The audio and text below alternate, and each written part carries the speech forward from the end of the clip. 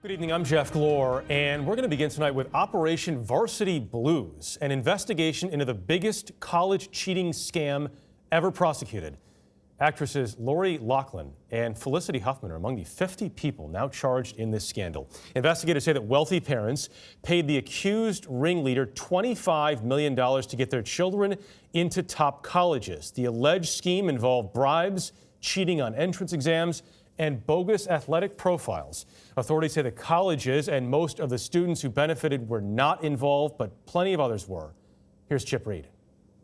This is a case where they flaunted their wealth, sparing no expense, to cheat the system. Federal authorities were blunt as they announced the Justice Department's largest college admission prosecution ever. These parents are a catalog of wealth and privilege.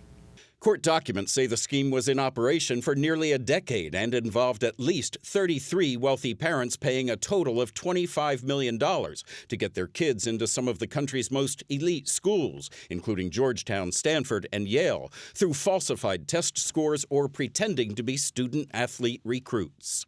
The mastermind is William Singer of Newport Beach, California, who pled guilty today to crimes including conspiracy and racketeering and became a cooperating witness, turning in clients including actress Felicity Huffman of Desperate Housewives and Lori Loughlin of the Netflix show Fuller House. Huffman allegedly paid $15,000 to Singer to boost her daughter's SAT score. Numerous parents paid Singer between $15,000 and $75,000. to have someone either take the exam for their child or to correct their child's answers afterward, all to achieve a sufficiently high pre-agreed score on those tests.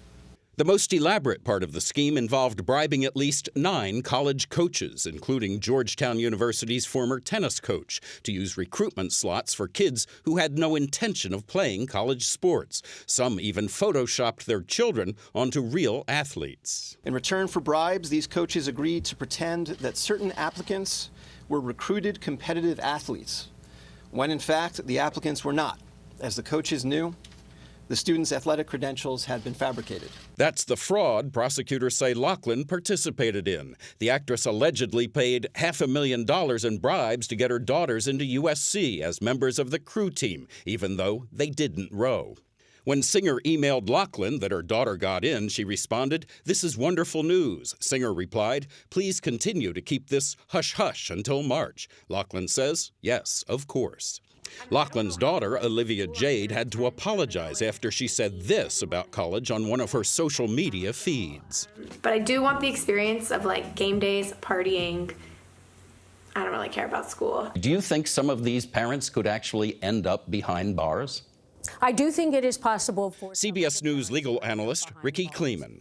It is one thing to use your money to try to get your child into a better college, which is a crime. But it's quite another thing to be able to buy your way out of jail with the same money. That's not going to happen here.